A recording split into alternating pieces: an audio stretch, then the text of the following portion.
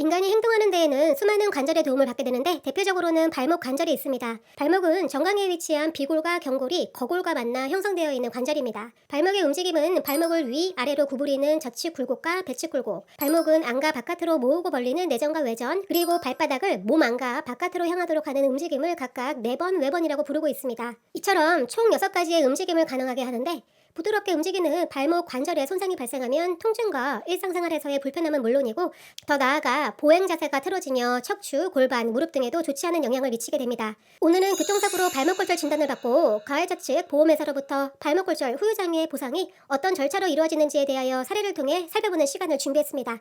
구독, 좋아요, 알람 설정 부탁드릴게요. 먼저 피해자이신 K씨는 이면도로를 따라 걷고 있는 보행자였습니다.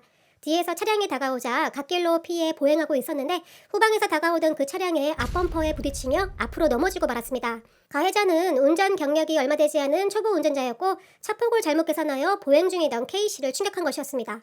발목에 심한 통증을 호소한 K씨는 가해자의 차량으로 근처 병원으로 옮겨져 검사를 시행했고 그 결과 비골 원위부 골절, 즉 발목골절로 확인되었습니다.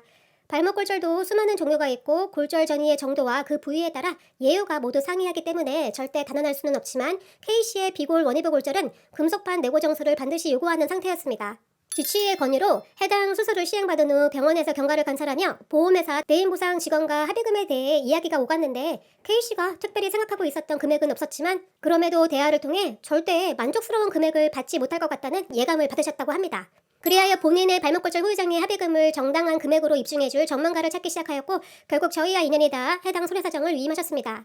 위임 초기에는 수술 전, 후에 의료자료를 검토하여 보험회사와의 분쟁이 될 만한 요소를 확인하고 어떻게 대응할지에 대한 준비 작업이 이루어집니다.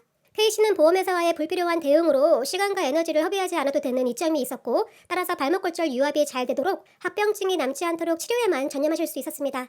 수술은 잘 진행되었지만 금속물이 골절된 뼈에 위아래로 고정되어 있기 때문에 발목 관절이 예전같이 움직이지 않는 것은 당연한 일이었습니다. 따라서 정확하게 발목골절 후유장애 판단을 하기 위해서는 발목 핀 제거 수술 이후에 그 장애의 정도를 평가해야 합니다.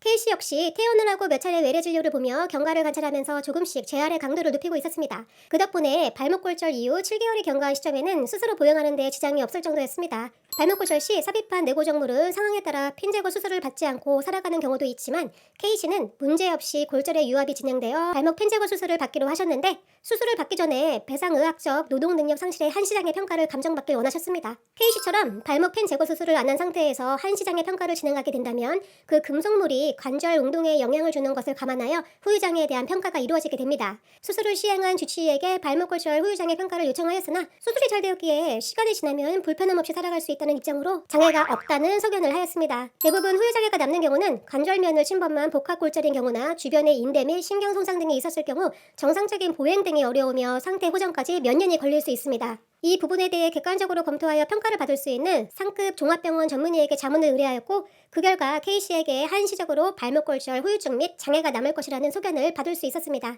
이후에는 위자료와 휴업손해 그리고 발목골절 상실 수익액 등을 산정하여 보험회사에 그 손해액이 합당하다는 내용의 손해사정서를 제출하였습니다. 보험회사에서는 그 금액과 내용을 인정하지 않는다는 입장을 밝히며 재검토가 필요하다는 안내를 해왔는데 마무리 절차인 이 과정에서 손해사정사의 대응에 따라서 피해자가 수령할 합의금 보상의 범위에 차이가 발생할 수 있다는 점을 누구보다 잘 알고 있었기에 끝까지 긴장을 유지하며 해당 손해사정에 대한 의견 진술을 이어나갔습니다. 적지 않은 시간 동안 보험사 담당자와 면담을 겪은 끝에 결국 분쟁은 종결되어 K씨에게 주어져야 하는 합당한 손해보상이 이루어졌습니다. 하루에도 몇 번씩 이 과정을 겪다 보니 너무나 익숙한 일이고 가장 잘하는 일이 되었지만 피해자분들 중 대부분은 난생 처음 겪는 사고로 경황이 없을 텐데 엄청난 양의 보험 지식과 정보를 가진 보험회사 직원을 직접 대응하여 유리한 결과를 이끌어내는 것은 불가능에 가깝다고 할 수 있습니다. 오히려 손해사정 업무를 위임하는 편이 손해인 상황이라면 그 내용을 진솔하게 안내해드리고 있으니 궁금하신 점이 있으시다면 아래 상담 창구로 연락 주시길 바랍니다.